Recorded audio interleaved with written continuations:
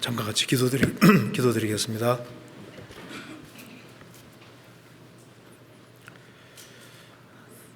자비로우신 우리 아버지 하나님,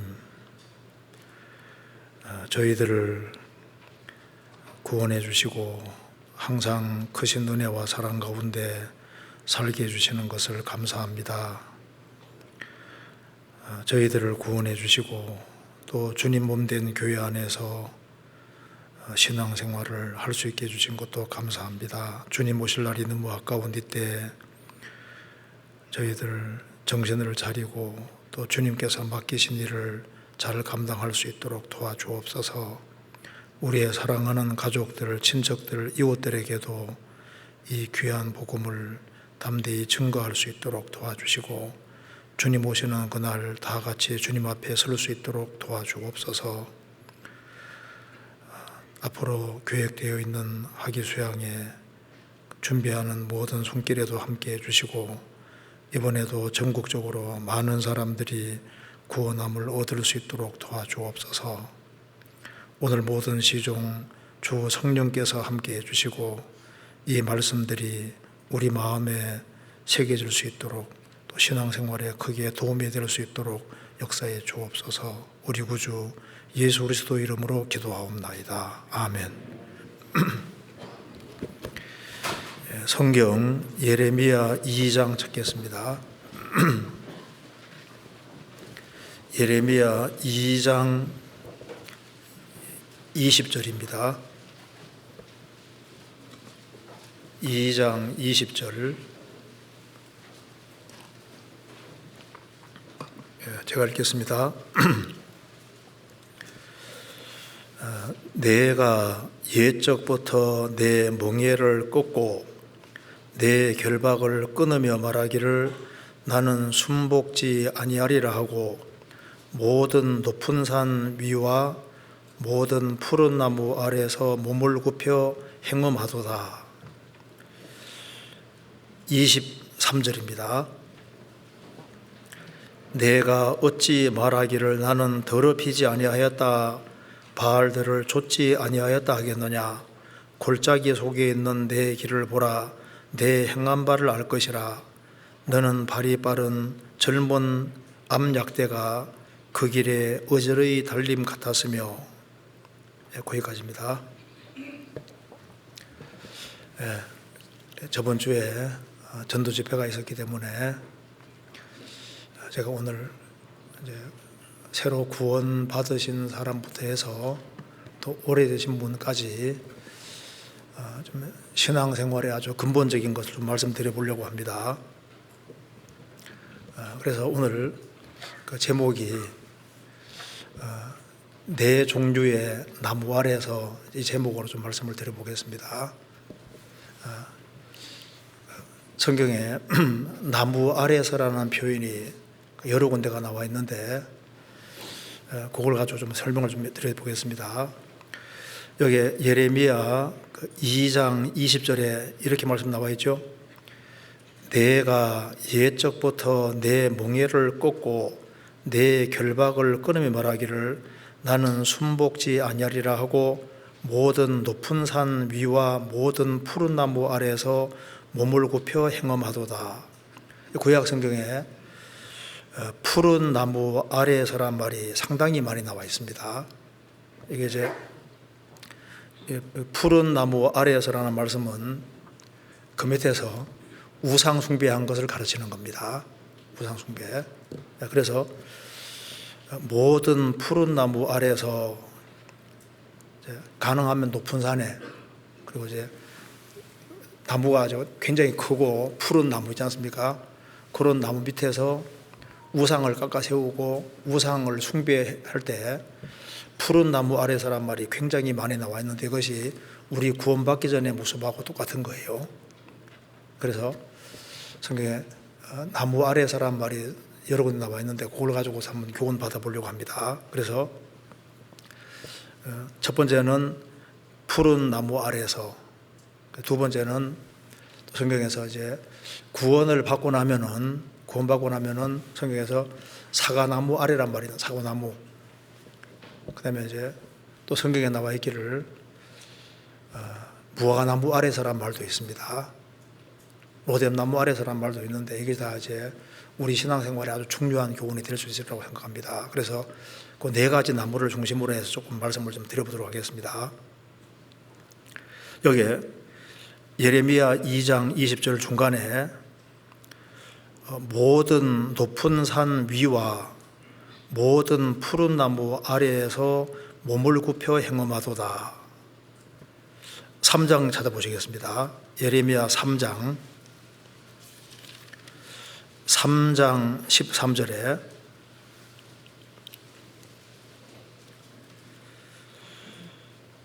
(3장 13절) 6절부터 먼저 보겠습니다. 3장 6절에 요시야 왕 때에 여호와께서 또 내게 이르시되 내가 배역한 이스라엘의 행한 바를 보았느냐. 그가 모든 높은 산에 오르며 모든 푸른 나무 아래로 가서 거기에서 행음하였도다. 13절입니다. 너는 오직 내 죄를 자복하라. 이는 내 하나님 여호와를 배반하고 내 길로 달려 모든 푸른 나무 아래에서 이방신에게 절하고 내 목소리를 듣지 아니하였음이니라. 여호와의 말이니라. 그럼 푸른 나무 아래에서 행음했다는 것은 우상 숭배한 걸 가르칩니다. 9절에 한번 같이 읽겠습니다. 9절에 그가 돌과 나무로 더불어 행음함을 가볍게 여기고 행음하여 이 땅을 더럽혔거늘.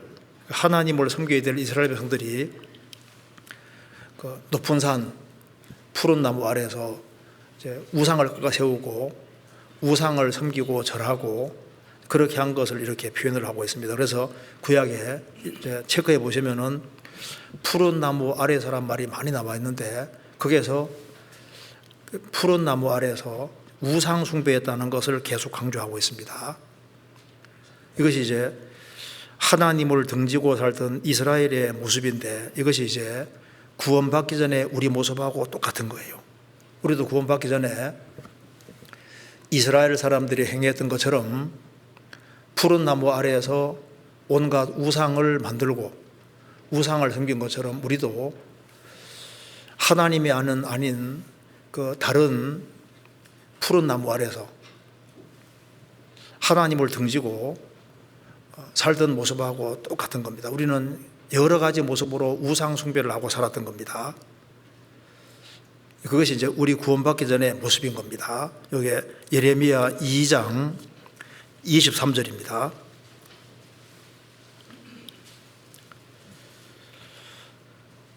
내가 어찌 말하기를 나는 더럽히지 아니하였다. 바알들을 좇지 아니하였다 하겠느냐. 골짜기 속에 있는 내 길을 보라. 내 행한 바를 알 것이니라. 골짜기는 눈에 잘 띄지 않습니다. 산은 잘 보이지만 골짜기는 깊은 곳이잖아요. 그러니까 너의 한번 과거를 돌이켜보라 그 말입니다. 골짜기 속에 있는 내 길을 보라. 너의 과거를 쭉 돌이켜보면은 너의 행한 바를 알 것이다. 그래서 이스라엘 백성들이 자신들의 과거를 제대로 보면은 그 어두운 골짜기에서 온갖 죄를 짓고 그리고 우상 숭배를 하고 살았던 거예요. 그리고 이제 높은 산 올라가는 건 힘들지만은 우상 숭배하는 데 열정을 내서 가능하면 높은 산에 올라가서 거기에서 푸른 나무 아래에서 온갖 우상을 숭배한 것이 구원받기 전에 우리 모습하고 똑같습니다. 그래서 구원받기 전에 우리 신앙생활은 하나님을 등지고 하나님이 아닌 것을 기대고 의지하고 거기에서 기쁨을 추구하고 산 것이 우리 구원받기 전의 모습하고 똑같은 거예요. 그래서 지금 우리 시대도 이스라엘 백성들이 푸른 나무 아래에서 온갖 우상들을 만들어 놓고 우상 섬기지 않습니까? 지금 푸른 나무 아래에서 우상 숭배하는 사람 없을지라도 별로 없을지라도 지금도 푸른 나무 아래는 아닐지라도 그와 유사한 곳에서 같이 모여서 이상한 단체 같은 것도 만들고 끼리끼리 모여서 뭔가를 하나님이 아닌 것을 추구하고 섬기는 그 모습하고 똑같은 거예요. 우리 시대에 정말 단체들이 많습니다. 무리들이 많아요. 그런데 끼리끼리 그룹 지어서 모이는데 그 속에는 하나님은 없는 거예요. 탐심은 우상숭배라고 했는데 하나님이 아닌 무엇인가에 붙잡혀서 그걸 위해서 살아갔던 모습이 우리 모습하고 똑같은 겁니다. 그래서 우리의 과거를 돌이켜보면은 골짜기 속에 있는 내 길을 보라. 우리 과거를 쭉 돌이켜보면은 알게 모르게 온갖 죄들을 짓고 살았습니다. 그리고 많은 우상숭배를 하고 살았던 거예요. 이스라엘 사람들만 푸른 나무 아래에서 우상숭배한 것이 아니라 구원받기 전에 우리 모습도 꼭 그와 같았던 겁니다. 성경 잠언 30장 찾겠습니다. 잠언 30장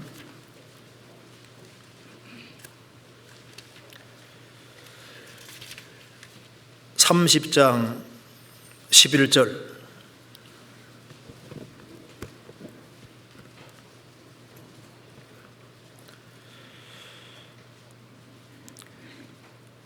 아비를 저주하며 엄미를 축복하지 아니하는 무리가 있느니라. 스스로 깨끗한 자로 여기면서 오히려 그 더러운 것을 씻지 아니하는 무리가 있느니라. 눈이 심히 높으며 그 눈꺼풀이 높이 들린 무리가 있느니라. 앞니는 장검 같고 어금니는 군도 같아서 가난한 자를 땅에 삼키며 궁핍한 자를 사람 중에서 삼키는 무리가 있느니라. 여기에 여러 종류의 무리가 있다고 말씀했습니다. 아버지를 저주하며 어머니를 축복하지 아니하는 불효막심한 무리가 있다고 말입니다. 세상에 이제 아주 불효자들끼리 모여있는 그런 단체와 무리도 있잖아요. 깡패 무리도 있고 여러 무리가 있습니다. 스스로 깨끗한 자로 여기면서 오히려 그 더러운 것을 씻지 아니하는 무리, 거짓된 종교가 무리도 있고 눈이 심히 높으며 그 눈꺼풀이 높이 들린 무리가 있느니라. 아주 교만한 무리도 있고 앞니는 긴 칼같이 장검 같고 어금니는 군도 같아서 이 군인이 허리에 차는 칼 같아서 가난한 자를 땅에서 삼키며 궁핍한 자를 사람 중에 삼키는 무리가 있느니라. 아주 탐욕이 가득한 무리, 여러 단체와 무리들이 있습니다. 푸른 나무는 일단 못이 있잖아요. 푸른 나무가 다 있고 가능하면 아주 나무가 푸르고 그리고 아주 크기도 크고 그런 데다가 우상 딱 세워놓고 숨기는데 우리도 그런 푸른 나무 같은 아주 그럴싸하게 보이는 그 밑에서 끼리끼리 모여서 뭔가를 한다고 말입니다. 많은 사람이 어떤 학설 밑에 끼리끼리 모이잖아요. 무신론을 주장하는 그런 학자들, 그런 사람들 밑에도 모이고 진화론 주장하는 사람 무리 밑에도 모이고 여러 학설의 무리 그걸 푸른 나무로 생각하고 그 밑에 모이는 거예요. 또 어떤 음악, 예술을 위해서도 모입니다. 그렇죠? 어떤 특정한 종교를 위해서도 모이고 세상의 풍조를 따라서 많은 단체들과 모임이 있습니다. 또 우리 시대는 공공연하게 사탄을 신봉하는 그런 무리도 있습니다. 온갖 종류의 그 푸른 나무 그늘이 있고 그럴싸해 보이니 거기에서 많은 사람들이 으쌰으쌰하고 모이는 거예요. 이것이 이제 우리 시대의 모습하고 똑같습니다. 그리고 우리 시대만큼 또 우상 종류가 많은 시대도 없을 겁니다. 우리 시대에 보면 생각보다 사람을 숭배하는 사람들도 많아집니다. 로마 설장에 썩어질 사람이라 했는데 아이들도 많아지잖아요. 그래서 어떤 자기 마음에 드는 사람이 있으면 그 사람에게 맞춰서 옷도 비슷한 거 입고 신발도 비슷한 거 찾아 신고 사람에게 포커스가 맞춰져 있습니다. 원래 진선미가 돼야지 이게 정상인데 지금 세상이 바뀌어서 미선진으로 바뀌었습니다. 그래서 아름다우면은 일단 무조건 좋은 것이고로 생각이 들잖아요. 도덕적으로 부패하고 타락해서도 아주 멋지면은 그것 때문에 따라가는 사람도 많습니다. 어떤 사람은 히틀러를 영웅으로 생각해서 히틀러 닮기 위해서 성형을 몇 번이나 히틀러처럼 비슷하게 그렇게 만드는 사람도 있습니다. 별 사람 다 있어요. 옛날에 새들을 섬기는 사람들도 많았고 아시리아 사람들을 새들을 신으로 막 섬겼습니다. 그 사람은 파리를 또 신으로 섬긴 사람들도 있었잖아요. 그 버러지를 섬기는 그런 일주도 있었습니다. 근데 우리 시대도 보면은 사람들이 온갖 종류의 우상을 섬기고 있는데 구원받기 전에도 우리도 그랬습니다. 자, 구원받기 전에 사람들이 이제 많은 우상을 섬기는데 우상 중에 가장 기본적인 우상이 뭘까요? 돈.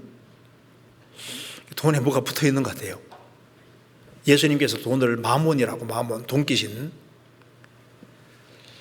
우리 시대 사람들의 마음에 돈에 딱 붙잡혀 있습니다.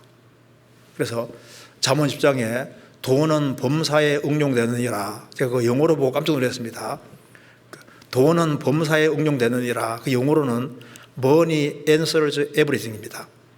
돈은 모든 것에 대한 답이다. 그만큼 돈이 중요하다고 말입니다. 자, 돈은 중요하고 살아가는 데 꼭 필요하지만은 돈을 하나님보다 높이면 안 되지 않습니까? 돈을 지배하고 다스려야 되는데 돈에 붙잡혀 있는 사람이 굉장히 많잖아요. 말콤 보브스라는 사람, 아마 지금 죽었으리라고 생각합니다. 근데 그분이 아주 엄청 부자였는데 아들에게 한 말이 있습니다. 얘야, 인생의 99%는 돈으로 다 해결된단다. 돈으로 다 거의 되는데 99%, 100%가 아니라 99%.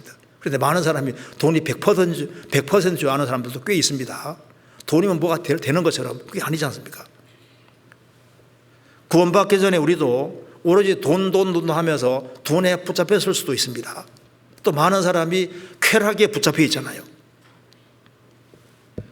돼지 도시락으로 끌고 갈 때 잘 끌려가지 않으면 콩 주면은 따라가잖아요. 많은 사람이 쾌락을 따라서 쾌락을 위해서라면 뭐든지 다 하는 이제 그런 사람들도 아주 점점 많아집니다. 우리 시대에 정말 여러 종류의 우상들이 있습니다. 우리 시대는 자기를 사랑하는 걸 넘어서서 자기 자체가 우상이 되어 있습니다. 자기가 최고거든요. 자기 위에 아무도 없어요. 자기가 우상이 된 사람도 굉장히 많잖아요. 그리고 이제 우리 시대에 정말 참 심각한 것이요. 다수가 하면은 옳다고 생각하는 그런 게 있습니다. 너 왜 그렇게 하냐? 뭐 다 하는데 뭐. 남들이 다 하면은 괜찮은 것으로 돼 있잖아요. 근데 그거 안 되는데 남들이 다 하는데. 그래서 다수가 하면은 옳다는 식으로 해서 따라가는 것이 현실입니다. 또 어떤 사람은 또 스포츠에 붙잡혀 있는 사람도 많잖아요. 제가 글에 이런 게 나오더라고요. 어떤 분이 어떤 미국의 아주 큰 교회인데 목사님이 이제 설교하려고 나오니까 교인들이 몇 명 없는 거예요. 그것도 중년의 부인들 몇 사람하고 젊은 사람 하나가 끼어 있는 겁니다. 교회가 텅 비었어요. 그날이 축구하는 날입니다. 나 하나 빠져도 되게 제가 다 빠져버린 거예요. 몇 명이 나왔어요. 그래서 목사님이 기도합니다. 하나님, 오늘 이제 시험을 이기고 여기 나오신 분들 축복해 주시라고 이제 기도하면서 오늘 11시에 축구가 있는데 이거 이기고 나온 분들 좀 은혜를 크게 주시라고 하니까 한 청년이 겉듣고 있다 기도하고 듣다가 축구하면서 기도하는 중간에 막 부다다닥 지나가더라고. 많은 사람들의 마음이 스포츠 이런 데 붙잡혀 있잖아요. 성경을 찾아봅시다. 호세아 4장입니다. 호세아서 4장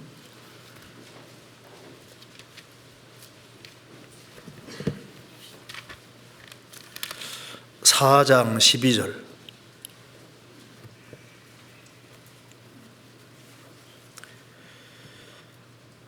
내 백성이 나무를 향하여 묻고 그 막대기는 저희에게 고하나니 이는 저희가 음란한 마음에 미혹되어 그 하나님의 수화를 음란하듯 떠났음이니라. 내 백성이 하나님께 묻지 않고 나무에게 묻고 그 막대기는 저희에게 고한다.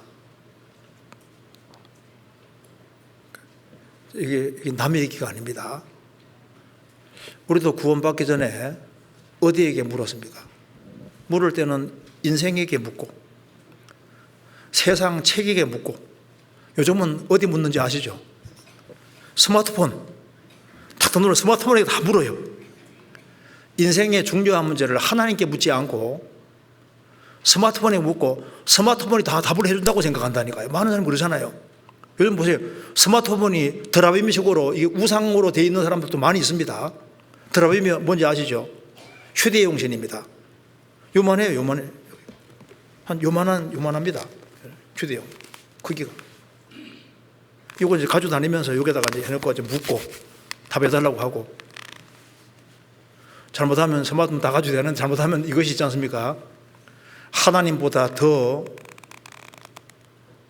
답을 정확히 준다 생각하고 뭐든지 물어보세요. 묻고 이렇게 큰일 날 수가 있습니다. 여기도 보면요, 제가 이것을 읽을 때 보면 나무를 향하여 묻고 스마트폰을 향하여 묻고 그 막대기는 저희에게 구하나니 스마트폰은 답을 해주나니, 우리는 성경에 묻고 주님께 물어야 됩니다. 그래서 우리 시대에 많은 사람들이 또 하나님을 섬긴다고 하면서도 성경에 출애굽기 20장에 말씀하기를 절대 우상을 깎아 세우지 말아라, 깎지 말아라고. 사람은 어떤 성향이 있냐 하면은 자기가 원하는 신을 빚으려고 하는 경우가 있습니다. 그래서 이런 하나님이면 좋겠다 해서 자기가 원하는 하나님 형상을 만들 수가 있는 거예요. 그런데 나중에 보면은 성경의 하나님이 아닌 경우가 많습니다. 자기 상상으로 만든 하나님, 인간이 깎아 세우는 것처럼 신을, 하나님을 인간 비슷하게 만들기도 하고 그냥 아버지 같은 하나님, 마음씨 온 하나님, 이런 식으로 자기가 깎아 세울 수도 있는 거라니까요. 그래서 구원받기 전에 우리는 푸른 나무 아래 이스라엘 백성들이 우상 숭배했던 것처럼 우리도 뭔가 아주 그럴싸하게 보이는 그 밑에서 어떤 단체에 있기도 하고 어떤 그룹에 있기도 하고 그렇게 해서 그 밑에서 뭔가 해답을 얻으려고 했던 사람들입니다. 그런데 이제 어느 날 성경을 배우면서 제정신이 딱 들어오는 거예요. 전도집회 듣는 가운데 내가 지금 우상 아래에 있었고 거짓된 것 아래에 있었구나. 이 성경의 하나님이 참 하나님이구나. 성경을 배우면은 내가 푸른 나무 아래에서 이스라엘 백성들이 우상 숭배했던 것처럼 하나님을 등지고 딴 곳에서 인생의 답을 찾으려고 했고, 그리고 골짜기 속에 있는 내 길을 보라, 내 인생이 완전히 죄로 점철되어 있다는 것을 깨닫게 되는 거예요. 성경 배우면서 깨닫게 되는 겁니다. 그래서 자신이 자기의 죄를 깨닫고 참으로 회개하고 돌이킬 때 그때 신비하게도 복음이 딱 믿어지는 겁니다. 성경이 말씀하기를 항상 배우나 마침내 진리에 지킬 수 없느니라. 항상 배우지만 못 깨닫는 사람이 있습니다. 왜? 회개치 않는 사람은 안 깨달아지는 거예요. 그런데 자신이 살아계신 하나님 앞에서 비참한 죄인인 걸 깨닫고 참으로 죄에서 돌이키면은 십자가 달린 그리스도가 딱 발견되는 겁니다. 십자가 위에서 예수님이 내 모든 죄를 다 없이 하셨고 영원한 속죄를 이루셨고 예수님께서 그 보배로운 피로 내 죄값을 다 지불하셨구나. 이것이 성령의 도우심으로 믿어지게 되는 겁니다. 그래서 성경을 배우지 않고서는 하나님께로 참으로 들어올 수 없잖아요. 그러니까 이제 성경 강연회가 중요한 겁니다. 성경 강연회 듣는 가운데 하나님 살아계심을 알고 자기 상태를 알고 자신이 얼마나 큰 멸망 아래 있었는지를 깨닫고 돌이키고 이제 구원을 받게 되는 겁니다. 그래서 마치 뭐가 같냐 하면은 야곱에게 하나님께서 베델로 올라가라고 했습니다. 세겜에서 베델로 갈 때 하나님 앞에 가기 전에 어떻게 했는지 아시죠? 상수리 나무 아래 모든 우상들을 묻었습니다. 그러니까 하나님께는 우상 가지고는 갈 수 없으니까 상수리 나무 아래 모든 우상을 묻은 것처럼 우리도 마찬가지입니다. 이게 이제 우리의 교훈도 되는데 살아계신 하나님 앞에서는 죄를 가지고는 갈 수 없잖아요. 그러니까 그 상수리나무 아래를 통과하고 가는 것처럼 우리가 십자가를 통과해서 죄짐을 벗어야만 우리가 하나님 앞에 갈 수 있는 겁니다. 성경 한번 찾아보시겠습니다. 창세기 35장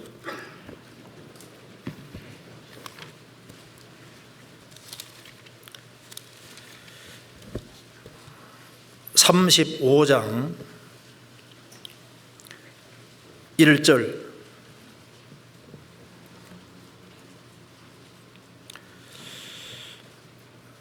하나님이 야곱에게 이르시되 일어나 베델로 올라가서 거기 거하며 내가 내 형 에서의 낯을 피하여 도망하던 때 내게 나타났던 하나님께 거기에서 단을 쌓아라 하신지라. 야곱이 이에 자기 집 사람과 자기와 함께한 모든 자에게 이르되 너희 중에 이방 신상을 버리고 자신을 성결케 하고 의복을 바꾸라. 우리가 일어나 베델로 올라가자 나의 환난 날에 내게 응답하시며 나의 가는 길에서 나와 함께 하신 하나님께 내가 거기에서 단을 쌓으려 하노라 하매 그들이 자기 손에 있는 모든 이방 신상과 자기 귀에 있는 고리를 야곱에게 주는지라. 야곱이 그것들을 세겜 근처 상수리나무 아래 묻고. 베델에 계신 하나님께 나아갈 때 하나님 보실 때 끓이 끼는 것들을 어떻게 했습니까? 상수리나무 아래 다 묻고 난 다음에 나아갔잖아요. 사람이 이제 죽음을 건너가면은 살아계신 하나님 앞에 서야 되는데 우상과 죄를 가지고는 설 수가 없잖아요. 그러니까 이것이 우리에게 좋은 교훈도 될 수 있는데 십자가를 발견한 사람은 축복 중에 축복인 거예요. 그래서 회개하는 사람, 정말 돌이키는 사람은 십자가가 딱 발견되고 아, 예수님이 정말 내 죄를 영원히 다 없애주셨구나. 그걸 확실히 깨닫게 되는 겁니다. 그래서 복음을 깨달은 사람, 이 사람은 가장 축복을 얻은 사람이라고 했어요. 왜? 이제 죄짐을 벗었으니까 천국할 수 있게 되잖아요. 얼마나 좋은 거예요. 그래서 한 사람이 이제 구원받을 때, 정말 구원받을 때 푸른 나무 아래를 벗어난 거예요. 벗어나서 이제 새로운 나무 아래 들어가는 거나 마찬가지인 겁니다. 성경 아가서입니다. 아가서 1장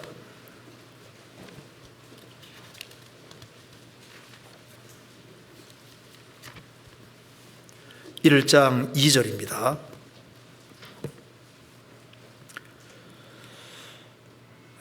내게 입맞추기를 원하니 내 사랑이 포도주보다 나음이로구나. 아가서는 솔로몬과 술람 여인의 사랑을 그린 것인데 솔로몬은 예수님의 그림자가 되고 술람 여인은 성도의 그림자가 됩니다. 내게 입맞추기를 원하니 솔로몬이 내게 입맞추기를 원하니 내 사랑이 솔로몬의 사랑이 포도주보다 나음이로구나. 바꿔 말하면은 주님의 사랑은 포도주보다 낫다. 포도주는 기쁨과 즐거움을 말하는데 이 상의 어떤 기쁨과 즐거움보다 주님의 사랑이 더 낫다. 그러죠. 구원받은 사람은 주님과 입을 맞춘 사람입니다. 시편 2편에 그 아들에게 입 맞추라. 그 아들이 예수님에게 입 맞추라. 입에 입을 맞추는 것은 절대적인 사랑의 대상자란 말씀이고 발에 입 맞추는 건 뭡니까? 나는 주님을 내 주인으로 삼고 복종하고 살겠습니다. 그런 뜻입니다. 구원받은 사람은 예수님을 나의 사랑의 대상자로 그리고 예수님을 나의 주인으로 영접한 겁니다.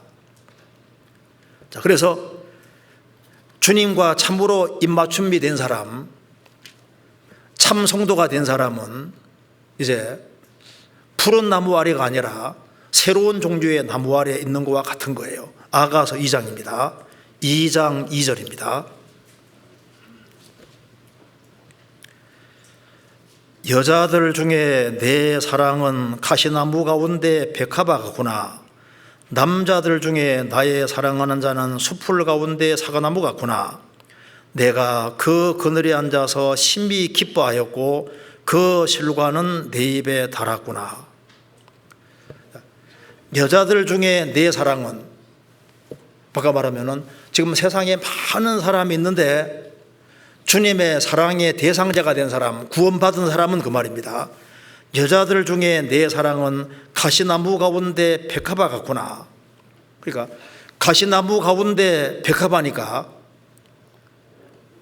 가시나무 가운데 백합화니까 완전히 두드러지게 구별되잖아요. 특별하게 보신다 그 말입니다. 주님께서는 세상의 사람들을 사랑하시지만은 구원을 받은 사람은 사랑관계가 정말 이루어졌기 때문에 주님께서 가장 특별한 존재로 보시는 거예요. 가시 가운데 백합화처럼 아주 귀하고 존귀하게 특별하게 보는 걸 알 수 있습니다. 그리고 여자들 중에 내 사랑은 가시나무 가운데 백합화니까 가시나무는 많은데 백합화는 단수잖아요. 그러니까 구원 안 받은 사람들은 많은데 구원받은 사람은 너무나도 소수라는 걸 알 수 있습니다. 시편 1편에도 복 있는 사람은 단수입니다. 악인의 꾀를 좇지 아니하며 죄인의 길에 서지 아니하며 오만한 자의 자리에 앉지 아니하고, 다 복수로 되어 있습니다. 원어에도 복수로 되어 있거든요. 그러니까 복 있는 사람은 단수인데 악인, 죄인, 오만한 자는 복수로 되어 있습니다. 그러니까 구원 안 받은 사람 많은데 구원받은 사람은 너무 적은 거예요. 여기서 말한 대로 가시나무 가운데 백합화 같구나.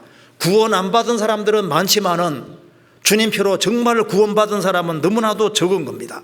그리고 가시나무들에게는 가시가 있지만은 백합화에게는 향기가 있잖아요. 구원 안 받은 사람이 구원받은 사람을 찌를 수 있습니다. 우리가 불신자들 속에 있으면 많은 찔림과 고통을 받을 수 있지만은 그 속에서도 향기를 날리는 것이 크리스찬의 기본적인 겁니다. 그래서 여기 여자들 중에 내 사랑은 가시나무 가운데 백합화구나 라고 하면서 그 뒤에 남자들 중에 나의 사랑하는 자는 숲풀 가운데 사과나무 같구나. 숲풀 가운데 사과나무, 아주 특별한 사과나무 하나 있습니다. 예수님의 그림자입니다. 근데 여기에 내가 그 그늘에 앉아서, 구원받기 전에는 푸른 나무 그늘에 앉아 있었는데 이제 주님과 사랑관계가 이루어진 사람은 사과나무 그늘에 앉은 것처럼 주님의 그늘 아래 앉아 있는 거예요. 내가 그 그늘에 앉아서 신비 기뻐하였고 그 실과는 내 입에 달았구나. 그래서 구원을 받은 사람은 주님을 숲풀 가운데 사과나무처럼 아주 특별한 분으로 여기게 됩니다. 예수님은 하나님이면서 사람이니까 가장 특별한 분이 맞잖아요. 내 인생에서 최고 소중한 분은 바로 예수님입니다. 숲풀 가운데 사과나무 같구나. 내가 그 그늘에 앉아서 신비 기뻐하였고. 중동지방은 햇살이 되게 세잖아요. 그리고 굉장히 건조합니다. 그래서 그렇게 더워도 일단 그늘 안에 딱 들어가면 굉장히 시원해요. 그 특징입니다.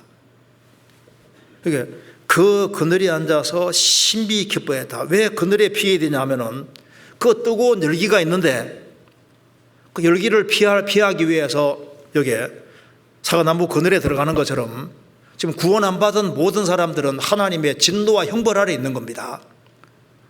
하나님의 무서운 진노와 형벌이 있는데 그걸 어떻게 피할 수 있겠습니까? 예수님이란 그늘 아래 들어가야만 살 수 있는 거예요. 내가 그 그늘에 앉아서, 그러니까 여기에서 쉴 수 있는 건 안식하는 겁니다. 우리가 구원받기 전에 다른 곳에서 안식을 취하려고 노력했는데 진정한 안식과 평안이 없지 않습니까? 이제 구원받고 우리가 그리스도 예수 안에 들어왔을 때 비로소 뭐가 됩니까? 영혼의 참된 안식이 이루어진 거예요. 수고하고 무거운 짐진 자들아 다 내게로 오라. 내가 너희를 쉬게 하리라. 구원을 받은 사람, 죄짐을 벗은 사람이 참으로 영혼의 안식이 있는 거예요. 이사야 32장에 예수님에 대해서 말씀하시면서 예수님은 큰 바위 그늘 같다고 했습니다. 큰 바위 밑에 그늘 얼마나 시원해요. 만세만석 되신 예수님 안에 참된 뭐가 있습니까? 그게 그늘이 있고 쉼이 있는 거예요.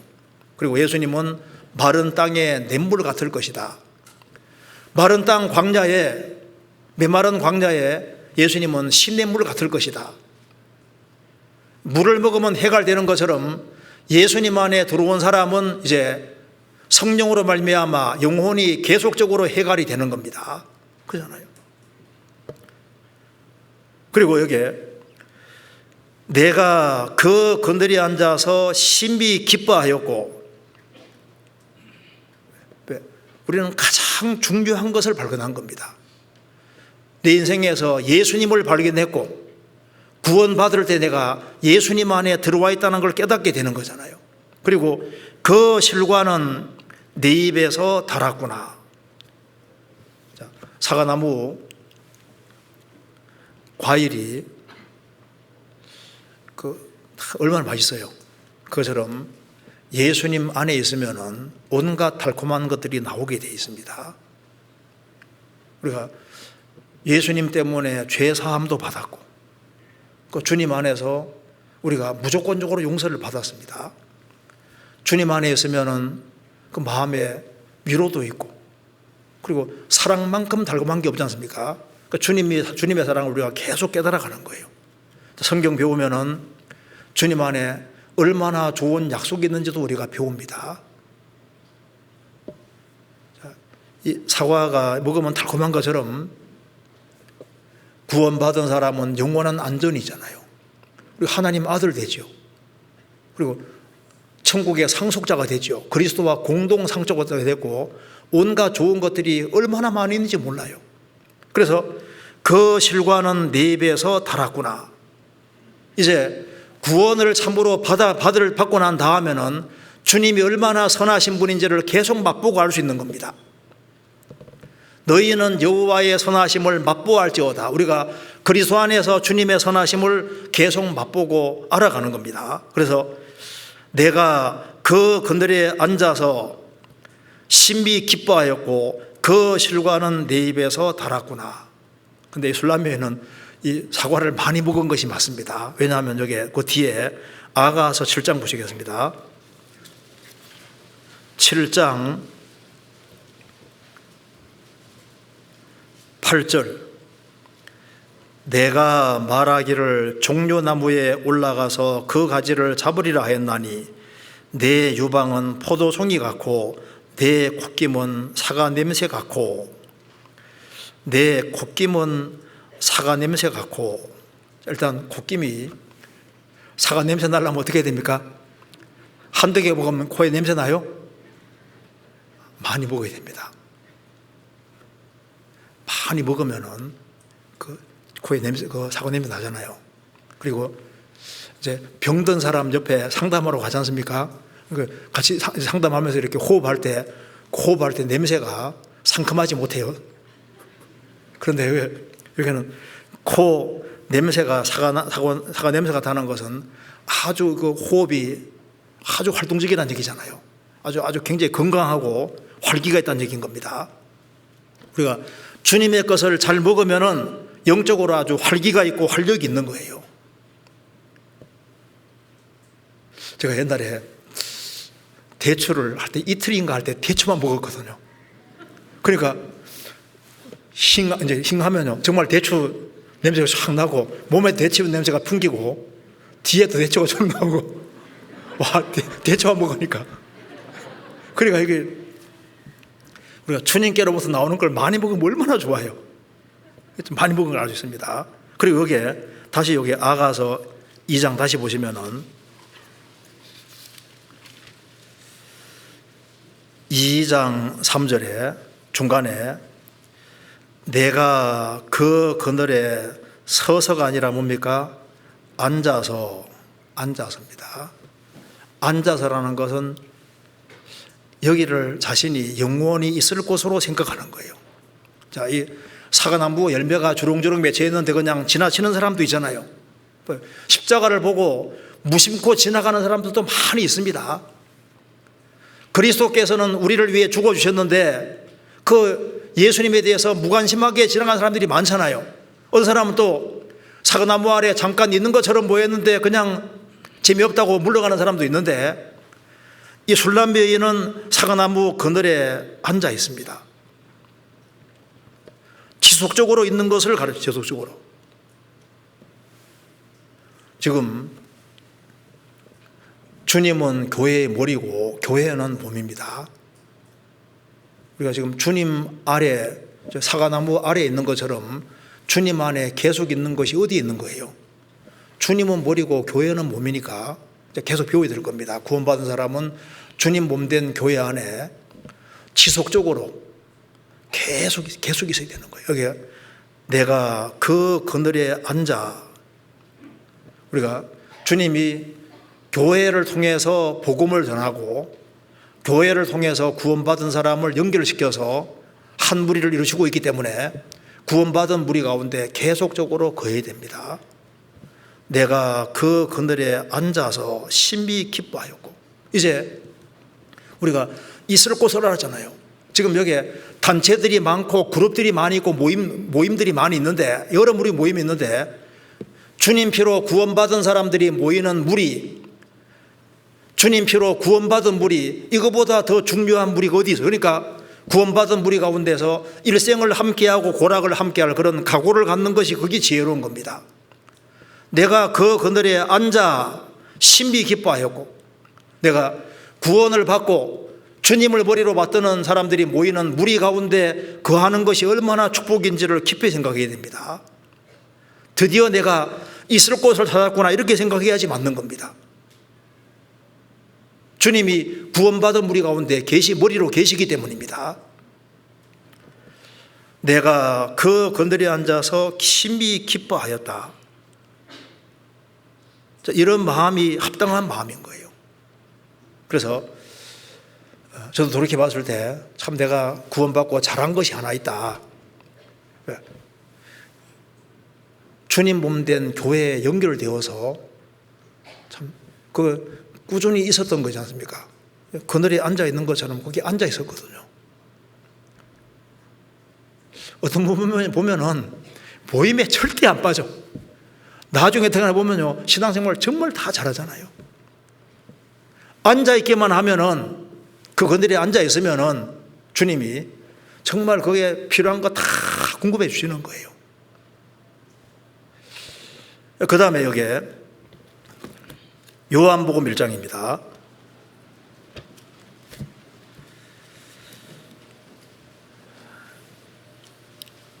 1장 47절.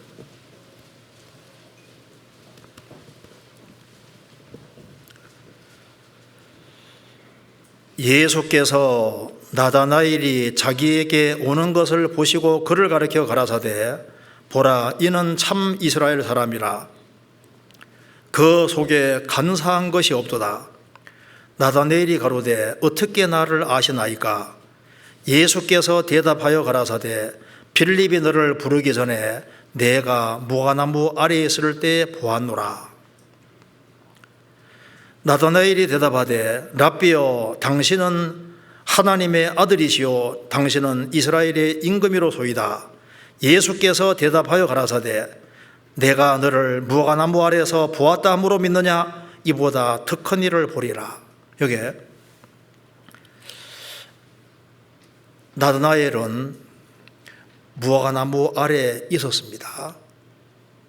나다나엘 올 때 내가 무화과나무 아래에 있을 때 보았노라. 그리고 또 50절에도 너를 무화과나무 아래에 있다 함을 아래에서 보았다 함으로 믿느냐? 이게 무슨 말일까요? 자, 이 무화과나무는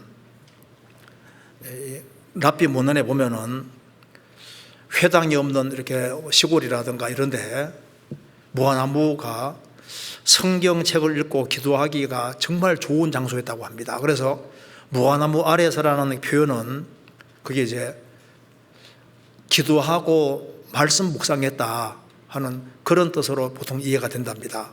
맞으리라고 생각합니다. 그래서 주님께서 말씀하시기를 내가 무화과나무 아래에 있을 때 보았노라. 그러니까 무화과나무 아래에서 성경 읽고 묵상하고 기도했을 텐데, 너가 기도했던 바로 그분이 바로 나다, 보았노라 그러지 않습니까? 어떻게 나를 아십니까? 너가 거기에서 기도하고 성경 읽고 묵상하는 거 그거 내가 봤다.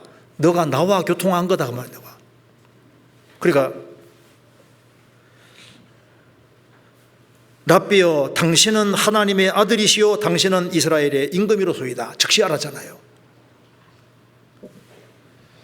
자, 이제 우리가 구원받고 난 다음에 구원받은 사람은 그리스도 예수 안에 들어와 있고 몸된 교회 안에 들어와 있잖아요. 그리고 이제 우리 개인 신앙생활 속에서도 여기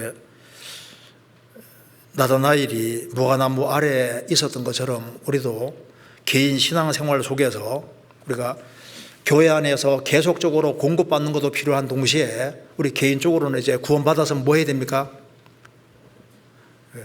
성경 읽고 기도하는 거, 이걸 꾸준히 계속 꾸준히 평생 성경 읽고 묵상하는 것을 우리가 배워야 됩니다. 그래서 평생에 자기 옆에 두고 읽어서 평생에 자기 옆에 두고 읽어야 됩니다.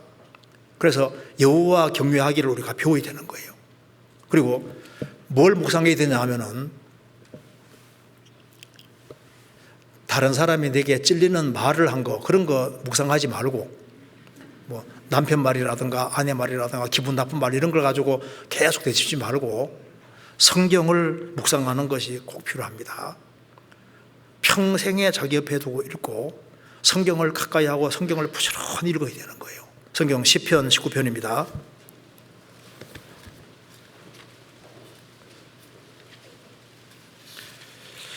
시편 19편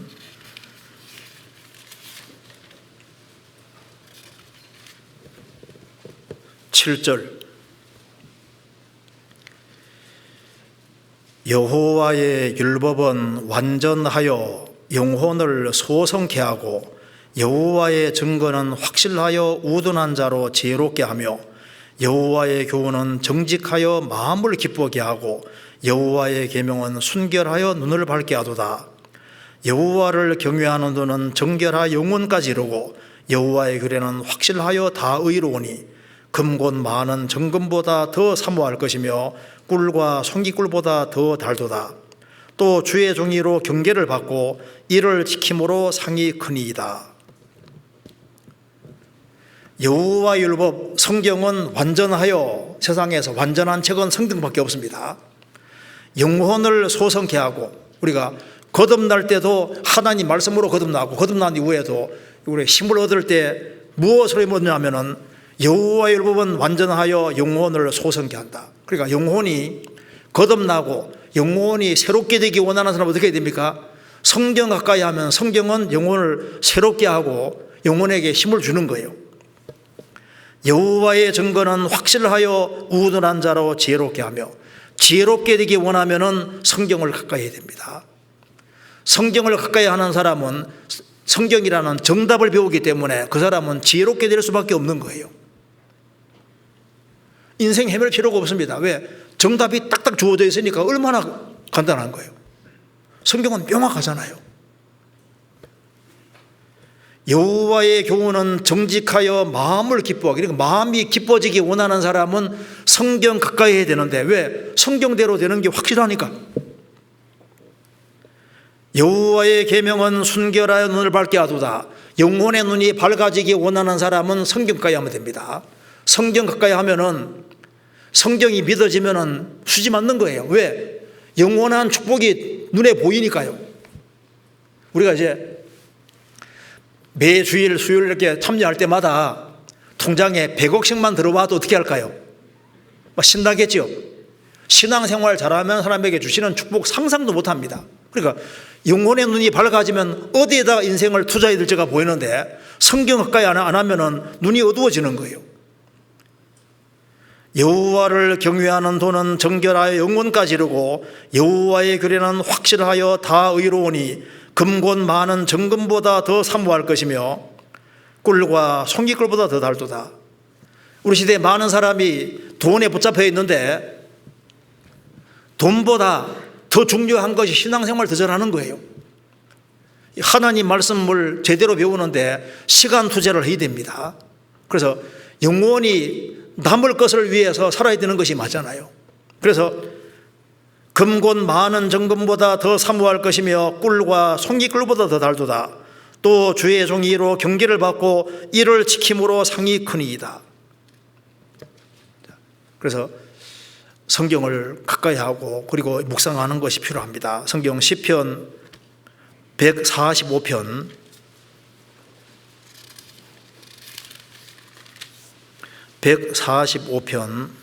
5절은 같이 읽겠습니다. 145편 5절 같이 읽겠습니다. 주의 존귀하고 영광스러운 위엄과 주의 기사를 나는 묵상하리이다. 우리가 묵상해야 될 게 크게 두 가지입니다. 하나는 주의 존귀하고 영광스러운 위엄, 하나님 자신에 대해서 생각을 많이 하고 하나님 자신에 대해서 생각을 많이 하는 것이 필요합니다. 또 한 가지는 주의 기사, 주님의 놀라운 일들을 나는 묵상하리이다. 주의 놀라운 일은 크게 두 가지입니다. 하나는 창조, 하나는 구속이잖아요. 구원입니다. 그러니까 하나님이 창조하신 만물에 대해서, 또 하나는 하나님 역사 속에 행하신 일들에 대해서 나는 묵상하리이다. 묵상은 자동차 타고 가면서 이 경치 보면요, 보는 것처럼 보이지만 샥 지나가면 별로 기억 안 남지 않습니까? 자동차 딱 세우고 한 장소를 계속 응시하는 것처럼 성경을 막 읽는다고 해서 성경 깨달아지는 게 아닙니다. 그러니까 묵상이라는 것은 성경을 몇 장이라도 읽고 난 다음에 그 중에서 한 부분 택해서 한 부분을 계속해서 자주 여러 번 계속 봐서 이걸 되씹고 해서 여기다가 공을 들이고 시간을 들여야지 이게 진짜 묵상이 되거든요. 그림이 많은 박물관에 가서 이제 설명 들을 때 막 설명을 쫙 하는데 막 따라다니면서 막 듣는데 그림을 많이 봤는데 나중에 오면 별로 생각나는 게 별로 없어요. 왜? 너무 많은 걸 얘기했으니까. 오히려 한 그림 앞에서 이렇게도 보고 저렇게도 보고 해서 그 그림이 딱 내 마음속에 들어오는 것처럼 성경을 몇 장씩 읽어야 되고 이렇게 읽어야 되지만 그 중에서 한 대목이 필요한 게 있으면 찾아내 가지고 이걸 또 읽고 해서 내가 한 부분만이라도 하루에 잘 익히자 하는 마음 가지고 익히면은, 그러면 1년 되면은 365군데를 잘 알게 되는 거잖아요.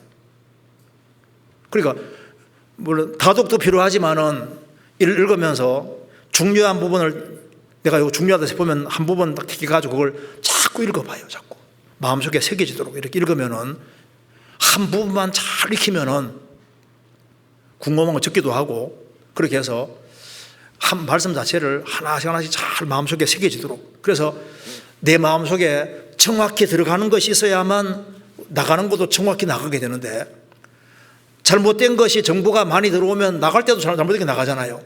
그래서 우리는 성경과 성경에 관계되는 것 자체가 마음속에 잘 들어와야 되고 이게 잘 새겨져야지, 그래야만 신앙생활을 잘 할 수 있는 겁니다. 또 한 가지는 여기 이제 무화나무 아래 있었다는 것은 기도한 걸 가리키는 겁니다.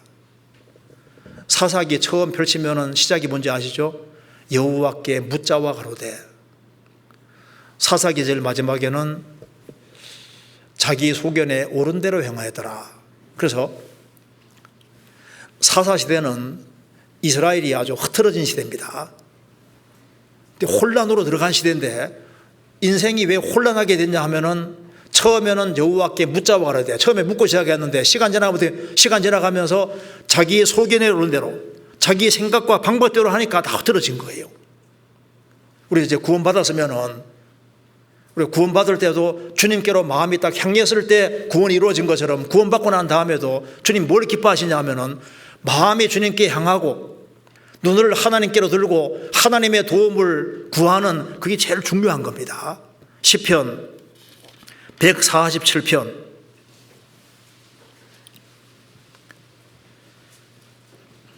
10절입니다.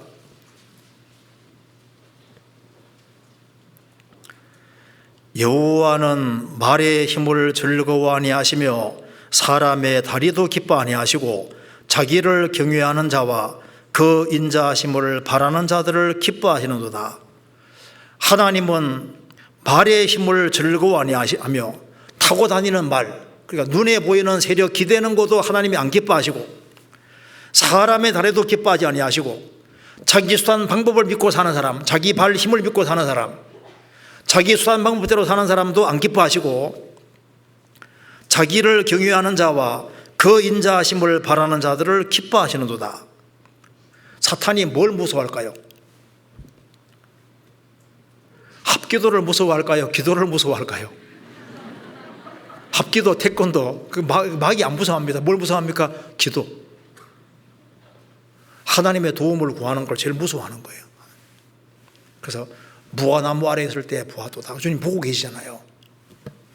구원받은 사람이 사과나무 아래에 있는 것처럼 주님 안에 정말 있는지, 몸된 교회 안에 있는지, 무화나무 아래에 있는지 그거 보십니다. 우리가 주님께 정말 기대고 사는지, 성경 가까이 하는지 그걸 보고 계시잖아요. 그래서 이제 구원받고 난 다음에 주님 앞에 갈 때까지 하나님 말씀을 가까이 하고 기도하는 거요 꾸준히 이렇게 계속하면요 신앙이 부쩍 성장하게 될 겁니다. 구원받은 그날부터 이제 신앙이 성장하게 되는 겁니다. 신앙 성장은 당장 이루어지는 게 아닙니다. 5살짜리 애가 충만하다고 해서 어른 된 게 아니잖아요. 공급 잘 받으면 누구든 충만하게 될 수 있거든요. 근데 어른이 비실비실하다 해서 아이가 된 게 아니잖아요. 영적인 성장은 시간이 걸리게 된 시간이. 충만은 공급 잘 받으면 충만하게 되는 겁니다. 애기들도 잘 먹으면 잘 기어다니잖아요. 5살, 6살 애도 잘 먹으면 힘있게 움직입니다. 그렇다고 해서 어른 된 게 아니잖아요. 성장은 세월이 걸립니다. 세월이. 그래서 꾸준히, 그래서 계속적으로 이렇게 시간 지나는 가운데 점점 자라게 되는 거예요. 당장 자라지 않습니다. 뭐 성경을 막 열심히 읽었다고 해서, 기도 몇 번 열심히 했다고 해서 당장 성장하는 거 아닙니다. 애가 어른 됐을 때 밥그릇 수 차이가 엄청 나잖아요. 갓 구원받은 사람과 오래된 사람하고 차이가 납니다. 꾸준히 신앙생활하는 사람은 거기서 하나님 말씀을 계속 공급받은 게 있기 때문에 그 성장에는 상당한 시간이 걸리기 때문에 그래서 계속적으로 꾸준히 배우는 게 필요합니다.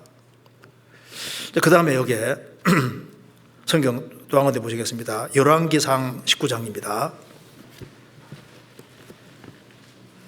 열왕기상 19장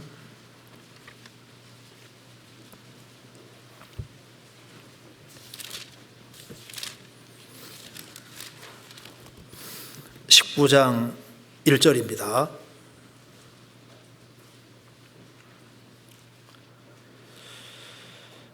아합이 550페이지입니다. 아합이 엘리야의 무릇 행한 일과 그가 특히 모든 선지자를 칼로 죽인 것을 이세벨에게 고하니 이세벨이 사자를 엘리야에게 보내어 이르되 내가 내일 이맘때에는 정녕 내 생명으로 저 사람들 중 한 사람의 생명 갖게 하리라 아니하면 신들이 내게 벌 위에 벌을 내림이 마땅하니라 한지라. 저가 이 형편을 보고 일어나 그 생명을 위하여 도망하여 유다에 속한 브엘세바에 이르러 자기의 사환을 그곳에 머물게 하고 스스로 광야로 들어가 하루길쯤 행하고 한 로뎀나무 아래에 앉아서 죽기를 구하여 가로되 여호와여 넉넉하오니 지금 내 생명을 취하옵소서. 나는 내일조보다 낫지 못하나이다 하고 로뎀나무 아래에 누워 자더니 천사가 어루만지며 이르되 일어나서 먹으라 하는지라. 본즉 머리맡에 숯불에 구운 떡과 한 병 물이 있더라. 이에 먹고 마시고 다시 누웠더니 여호와의 사자가 또 다시 와서 어루만지며 이르되 일어나서 먹으라. 내가 길을 이기지 못할까 하노라 하는지라. 이에 일어나 먹고 마시고 그 식물의 힘을 의지하여 40주 40야를 행하여 하나님의 산 호렙에 이르니라. 구약에 참 엘리야는 정말 아주 신실한 크리스찬입니다. 하나님 앞에 정말 크게 쓰임받은 사람인데 여기에 지치고 낙심한 모습을 여기에 보여주고 있습니다. 엘리야, 병거 타고 회리바람과 병거 타고 하늘에 승천한 엘리야, 이 엘리야도 낙심이 될 때가 있었다 그 말입니다. 우리가 구원받고 공급을 잘 받고 신앙생활을 잘한다고 해서 항상 힘차면 좋지만 그렇지 못할 때가 있을 수가 있는 거예요. 야고보서 5장에 엘리야는 우리와 성정이 같은 사람이다. 우리하고 똑같은 살과 피를 가졌고 우리하고 100% 똑같은 사람이었습니다. 이 엘리야가 하나님 앞에 아주 정말 크게 쓰임받은 사람인데 이 사람이 여기에 낙담한 것이 여기에 기록이 되어 있습니다. 엘리야가 살던 때는 이스라엘 격동기입니다. 아합 왕이 시돈의 엣바알의 딸과 결혼해서 바알 숭배를 이스라엘 땅에 끄집어 들인 거예요. 그래서 하나님께서 이스라엘에게 3년 반 정도 기근을 허락하셨습니다. 이스라엘이 아주 굉장히 힘이 들은 거예요. 그럼에도 불구하고 이스라엘 돌이키지 않습니다. 그래서 이제 3년 지나가지고 이제 아합과 엘리야가 만났습니다. 만나니까 이 아합은 엘리야를 되게 미워했거든요. 이스라엘을 괴롭게 하는 자여 내냐? 내 때문이 아니라 아합 당신 때문입니다. 이렇게 얘기했잖아요. 그러면서 이제 어느 신이 진짜 신인지 한번 내기하자고 하면서 갈멜산에 모읍니다. 자, 바알 선지자 450명, 아세라 선지자 400명 모으고 그렇게 해서 이제 대결을 하자고 하니까 아합이 오케이 했습니다. 그래서 갈멜산에 이스라엘 백성들도 모이고 바알 선지자 450명이 모이잖아요. 그래서 내기를 했습니다. 자, 이스라엘 백성들 보는 앞에서 자, 하늘에서 불이 내려오는 쪽이 진짜 하나님이다. 그러면서 각각 송아지를 하나씩 취해서 단을 만들고 먼저 이제 바알 선지자가 먼저 바알 신에게 기도해서 불이 먼저 내려오게 했습니다. 그런데 뭐 아무리 바알 선지자들이 기도해도 불이 안 내려오는 거예요. 나중에는 막 칼로 막 몸을 막 이제 자해하면서 계속 이제 불 내려오게 하는데 안 내려오죠. 있어야지 신이 내려오죠. 그래서 이제 엘리야가 말합니다. 아이고, 너희 신이 혹시 묵상하고 있는 게 아니냐? 잠깐 나간 게 아니냐? 혹시 길 가고 있는 것이 아니냐? 잠이 들은 것이 아니냐? 조롱하는 거예요. 뭐 계속해도 불이 안 내리죠. 그 엘리야가 이제 딱 나서서 백성들을 가까이 오게 해서 12개 이제 돌을 취해서 단을 만들고 거기에다가 송아지를 탁 벌려놨습니다. 나무 벌려놓고 송아지 제물 올려놓고 그 다음에 물을 여러 번 부었습니다. 그래서 절대 자연적으로는 불이 안 붙게 만들지 않습니까? 그리고 이제 하나님께 기도하니까 하늘에 불이 샥 내려와서 거기에 제물과 도랑 물 같은 거 다 살르고 올라갔습니다. 이스라엘 백성들이 알았습니다. 여호와 과연 그는 하나님이시도다 했습니다. 그래서 엘리야는 얼마나 기뻤겠어요. 그리고 바알 선지자에서 450명 다 죽였지 않습니까? 엘리야는 기대가 너무 찬 겁니다. 야, 이스라엘 백성들이 하늘에 내려오는 불도 받고 그 다음에 아합도 그걸 받고 이스라엘 백성들이 여호와는 하나님이라고 했으니까 드디어 이스라엘 백성들이 하나님을 확실하게 믿고 회개하고 돌이키리라고 생각했는데 보니까 결과가 없는 거예요. 아합 왕은 아내에 가서 일러주는 거예요. 한번 보시겠습니다. 19장 1절에 아합이 엘리야의 무릇 행한 일과 그가 어떻게 모든 선지자를 칼로 죽인 것을 이 새벽에 고하니 꼬사 바치는 거예요. 꼬사 바친다는 말은 이상한데 하여튼 일러주는 거예요. 그러면 안 돌이키잖아요. 그러니까 이제 이세벨이 이제 엘리야를 죽이려고 했잖아요. 그런데 엘리야가 이게 용감한 사람인데 왜 이렇게 됐냐 하면은 뭐 무서워서라기보다도 낙심이 된 겁니다. 낙심이. 내가 이렇게까지 했는데 도대체 이스라엘 백성들이 돌이키지도 않고 아합 왕이 하늘에 불이 내리는 걸 봤으면요 진짜 이스라엘 여호와가 하나님이지 않습니까? 돌이켜야 되는데 상황을 보니까 결과가 하나도 없는 것처럼 보이는 거예요. 그래서 엘리야는 대실망이 됐습니다. 아합도 회개하지 않지요. 이스라엘 백성들도 마찬가지죠. 결실이 없는 것처럼 보이니까 이제 내가 할 만큼 했다. 이제 힘이 쭉 빠진 거예요. 그래서 그는 마음이 지쳤고 힘이 들었고 기대가 너무 컸기 때문에 실망도 너무 컸습니다. 그래서 이제 여기 3절에 저가 이 형편을 보고 일어나 그 생명을 위하여 도망하여 유다에 속한 브엘세바로 자기의 사환을 그곳에 머물게 하고 스스로 광야로 들어가서 하루길쯤 행하고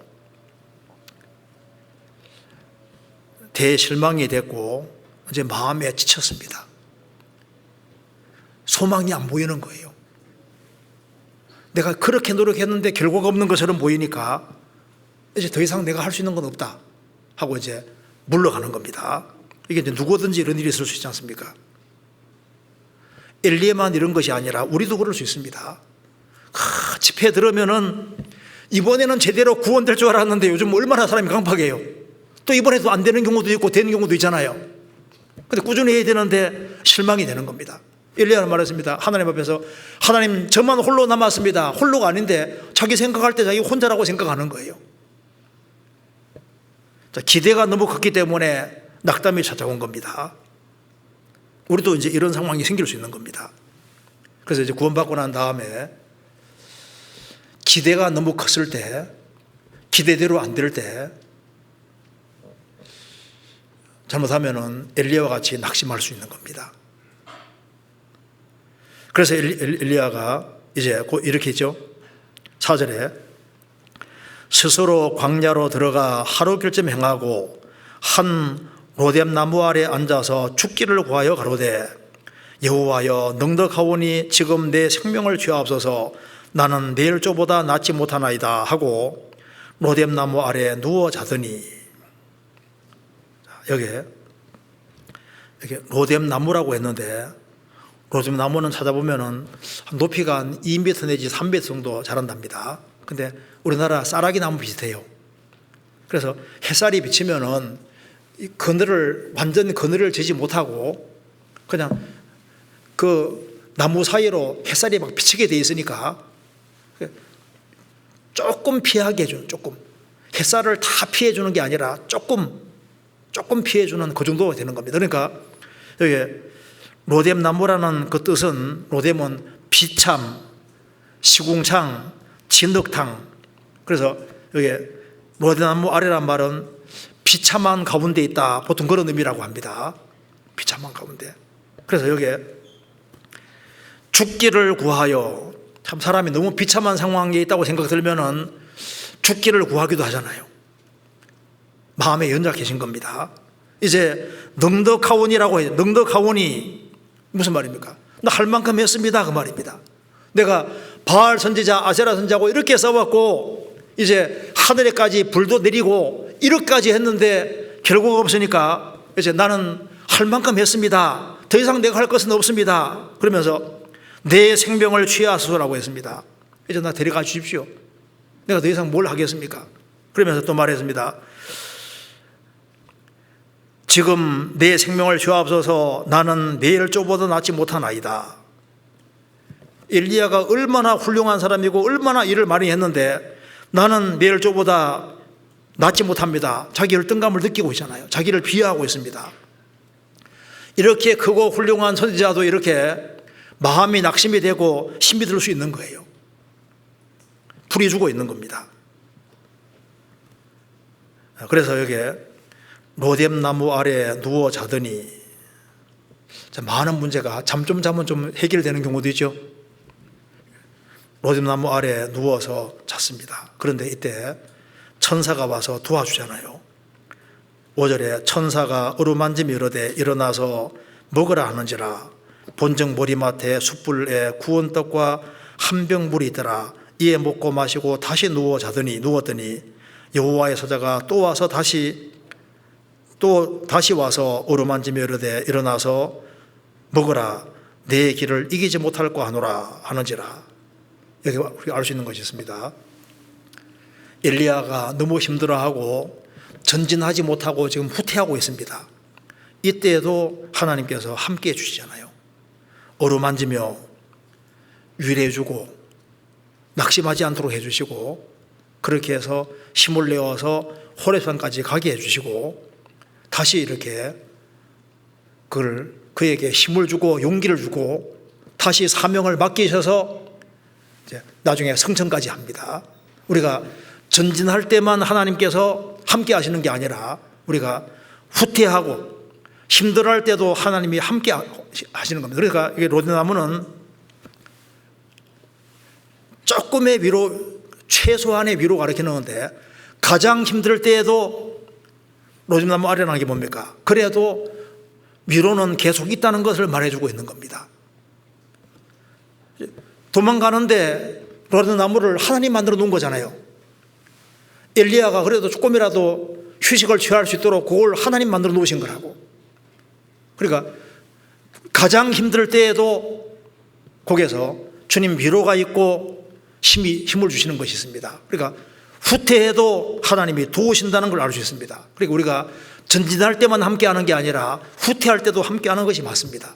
그래서 여호와가 나의 목자가 된 사람은 일생 동안 주님이 같이 하시는 것이 맞아요. 그래서 시편 23편 6절에 나의 평생입니다. 평생의 선하심과 인자하심이 정녕 나를 따르리니 내가 여호와의 집에 영원히 가리라. 그러니까 하나님의 집에 들어갈 때까지 나의 평생에 하나님의 선하심과 인자하심이 정녕 나를 따를 것이다. 시편 48편에 이 하나님은 영영이 우리 하나님이시니 우리를 죽을 때까지 인도하시려고. 죽을 때까지 우리를 피로 값주고 사셨기 때문에 죽을 때까지 인도해 주십니다. 그래서 로뎀나무 아래 전진하지 못하고 힘들어 지치고 피곤할 때, 그때도 주님께서 로뎀나무 만들어 놓으셨습니다. 그래서 최소한의 위로가 있는 거예요. 그래서 회복을 시키시는 겁니다. 그래서 우리가 오늘 간단하게 배운 대로 4종류의 나무가 여기 있습니다. 크게. 우리가 구원받기 전에 우리는 푸른 나무 아래 있었던 것처럼 온갖 우상 숭배하고 있었는데, 거기에 있다가 죽으면은요 영원한 멸망인 거예요.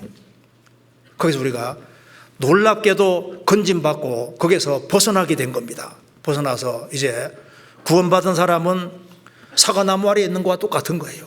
우리 개인적으로는 이제 무화과나무 아래에 있는 거 마찬가지잖아요. 자, 그래서 꾸준히 사과나무 아래에 있는 것처럼 주님 안에 꾸준히 있고, 몸된 교회 안에 꾸준히 있고, 그리고 끊임없이 꾸준히 계속해서 성경 읽고 기도하는 사람들, 그리고 그렇게 한다고 해서 성성장구하는 게 아니라 너무 힘든 것에 부딪힐 수도 있지만은, 그래서 때로는 지치고 힘들어서 넘어질 때도 있지만은 거기에도 주님이 위로라는 걸 조금씩 준비해 놨습니다. 절대 쓰러지지 않도록 하기 위해서. 그런 걸 우리가 볼 수 있습니다. 그러니까 생각해 보면 내가 지금 어디 아래 있을까? 그거 좀 생각해 볼 수 있지 않습니까? 그래서 한번 오늘 말씀 들은 거 잘 생각해 보시고 하면은 이제 구원을 갚아드신 분들도 이렇게 좀 잘 생각해 보시면, 내가 어떤 식으로 살아야 되겠다는 지침을 가질 수 있을 것 같습니다. 같이 기도하시겠습니다. 자비로우신 우리 아버지 하나님, 저희들을 주의 보배로운 피로 구원해 주신 것을 감사합니다. 역사의 마지막 시대를 살아가는 저희들에게 주님을 알게 해주신 것을 감사합니다. 주님 오시는 그날까지 주님 몸된 교회 안에서 귀하게 쓰임받는 인생이 되게 해주시고, 또 세계적으로 선교하는 그 모든 일에, 또 전도하는 일에 귀하게 쓰임받도록 도와주옵소서. 우리 나머지 모든 생에 주의 거룩한 말씀으로 다스려 주옵소서. 우리 구주 예수 그리스도 이름으로 기도하옵나이다. 아멘.